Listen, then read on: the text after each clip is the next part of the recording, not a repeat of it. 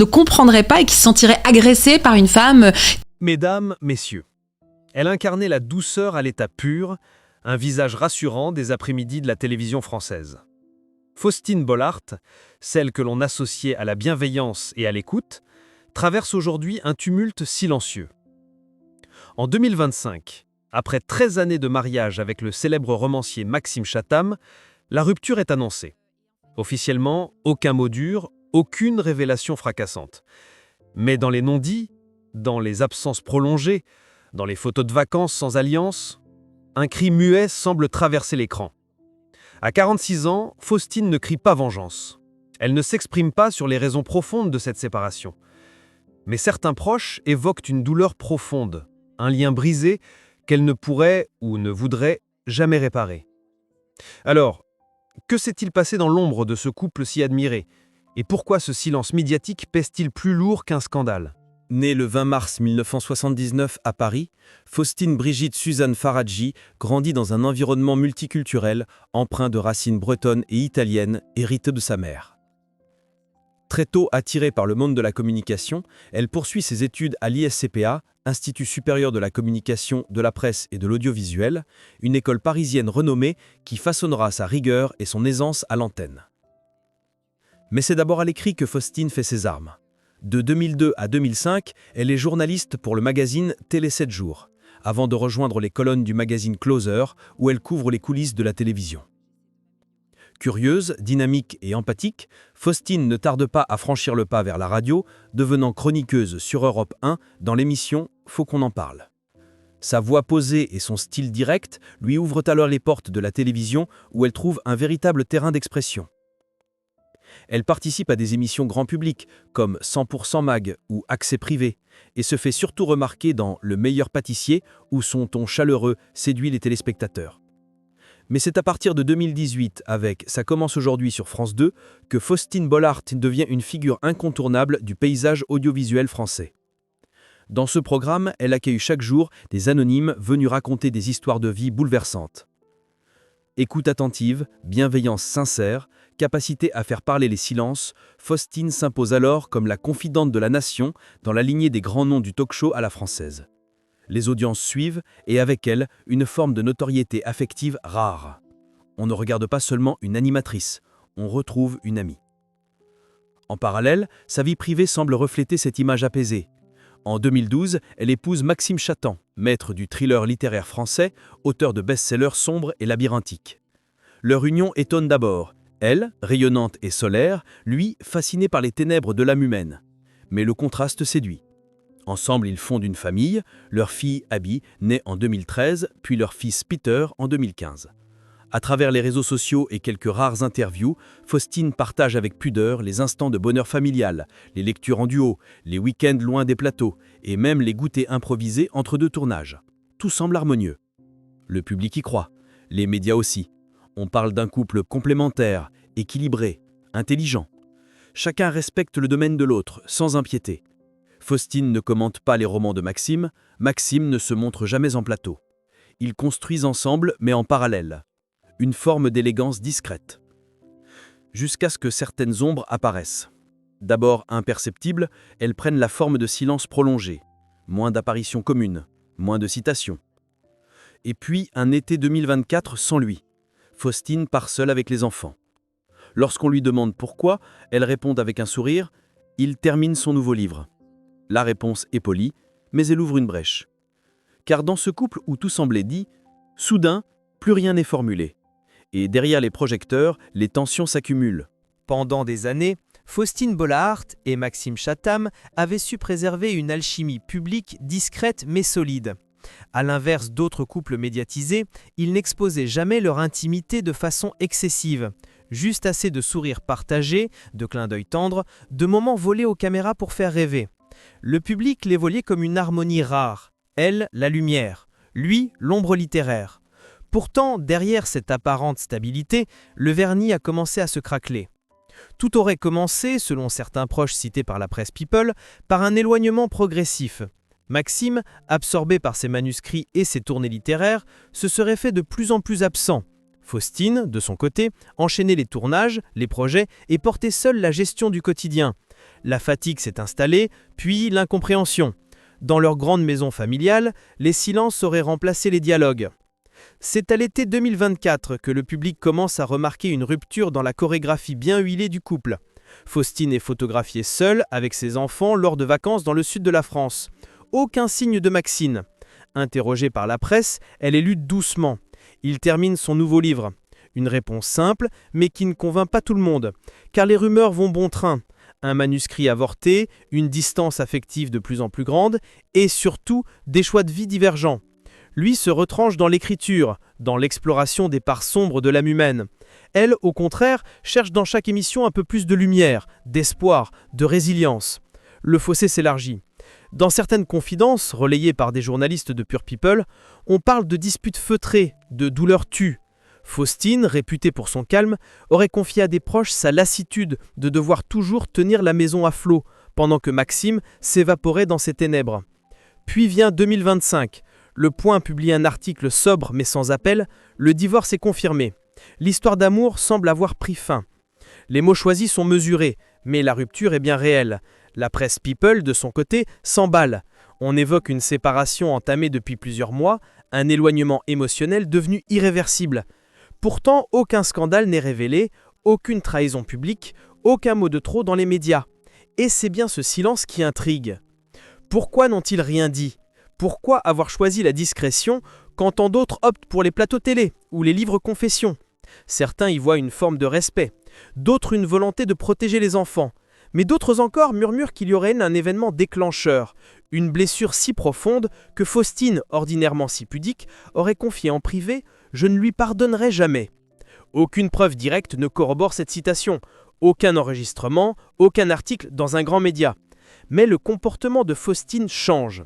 Elle cesse de mentionner Maxime dans ses interviews, elle apparaît seule à tous les événements. Sur les réseaux sociaux, les anciennes photos de couple disparaissent peu à peu.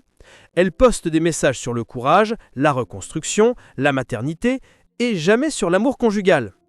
Plus troublant encore, dans une séquence de Ça commence aujourd'hui, tournée début 2025, un invité parle de trahison dans le couple. Faustine, d'habitude neutre, esquisse un sourire triste, baisse les yeux, puis enchaîne sans commentaire. Une seconde de silence à l'écran, mais une éternité dans le cœur des spectateurs. Maxime Chatham, de son côté, reste silencieux. Aucun mot dans la presse, aucune déclaration officielle. Il publie un roman en septembre 2025, plus noir que jamais. Le titre seul semble être un message. L'ombre ne ment jamais. Le public s'interroge. Est-ce une métaphore ? Un aveu ? Ou juste une coïncidence éditoriale ? Dans cette guerre froide médiatique, les armes sont invisibles mais redoutables. Faustine, sans jamais accuser, semble avoir tracé une ligne, celle du non-retour. Et dans chaque apparition publique, chaque regard voilé, transparaît une certitude douloureuse. Quelque chose a été brisé, définitivement. Ce qui frappe le plus dans cette rupture, ce n'est pas le scandale, car il n'y en a pas. Ce n'est pas non plus une guerre médiatique, comme tant d'autres couples célèbres ont pu livrer. C'est ce climat étrange de distance, d'ambiguïté, de silence tendu. Comme si chaque mot prononcé devenait un risque. Pendant que la presse spéculait, Faustine Bollaert, elle, continuait son chemin. Mais son regard changeait, son sourire aussi. Au fil des mois, les émissions se succédaient, toujours avec la même empathie. Mais ceux qui la connaissent bien ont remarqué un léger tremblement dans la voix, un éclat de tristesse dans le regard. Elle tenait bon, pour ses enfants, pour son public. Mais à chaque question posée par un invité, à chaque témoignage évoquant une trahison ou une douleur conjugale, quelque chose se fissurait un peu plus. Le grand public n'a jamais eu droit à un affrontement public. Pas de plateau télé, pas de couverture de magazines exhibant des accusations croisées. Pourtant, des signes ne trompent pas. Le 12 avril 2025, à l'occasion d'un gala caritatif, Faustine apparaît seule. Aucune mention de Maxime dans son discours. À la question d'un journaliste sur son mari, elle répond simplement « Je suis venue en tant que mère ». Une phrase anodine, mais lourde de sens. Pendant ce temps, Maxime Chatham disparaît presque des radars médiatiques. Il ne répond à aucune demande d'interview, aucun commentaire sur sa vie privée. Il annule même une participation prévue à un salon littéraire au printemps. La tension se sent jusque dans ses romans. devenu plus sombre, plus introspectif. Des lecteurs fidèles notent une amertume nouvelle, un regard désabusé sur les relations humaines.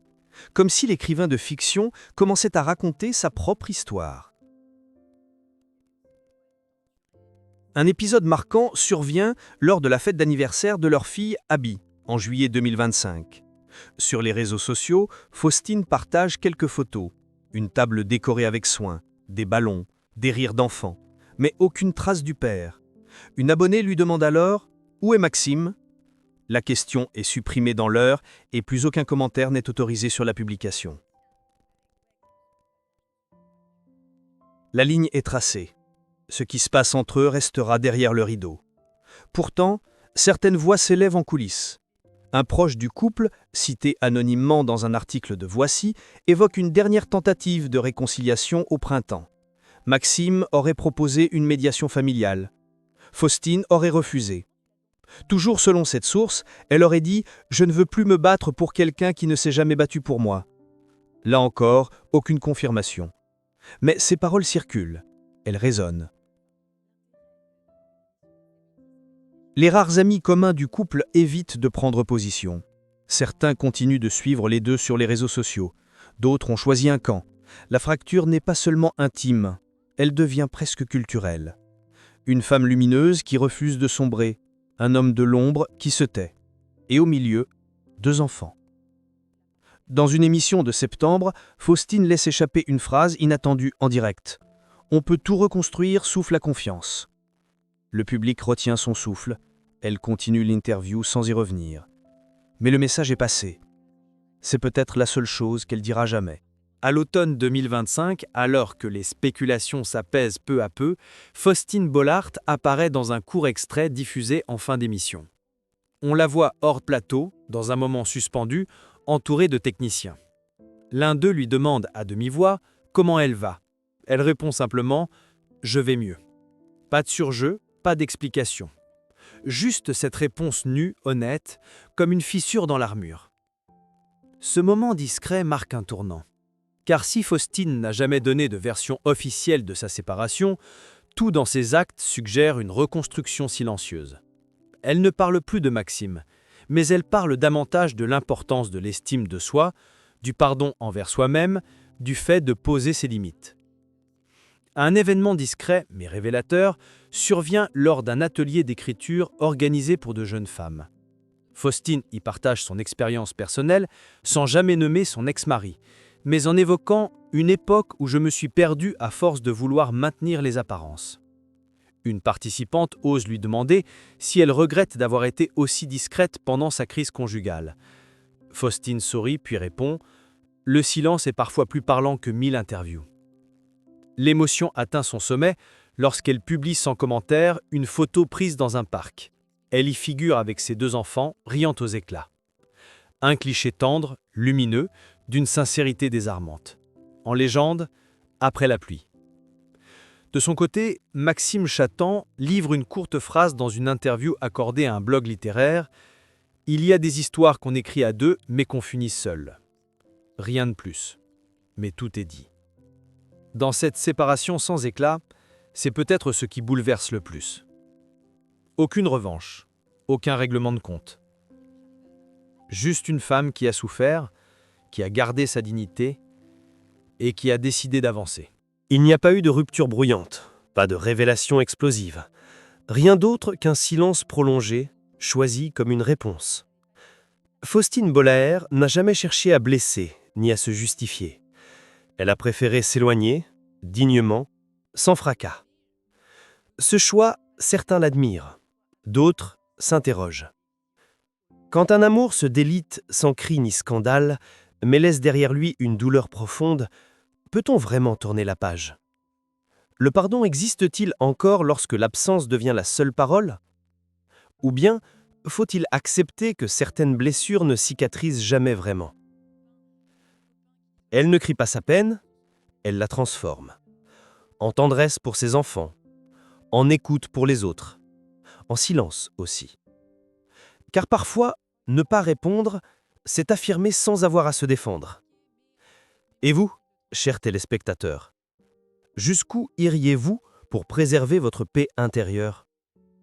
Peut-on reconstruire quand on a perdu la confiance? Ou faut-il tout simplement apprendre à vivre avec l'irréparable? Certaines fins n'ont pas besoin d'être expliquées. Elles se lisent dans les regards, les absences et ce que l'on ne dira jamais.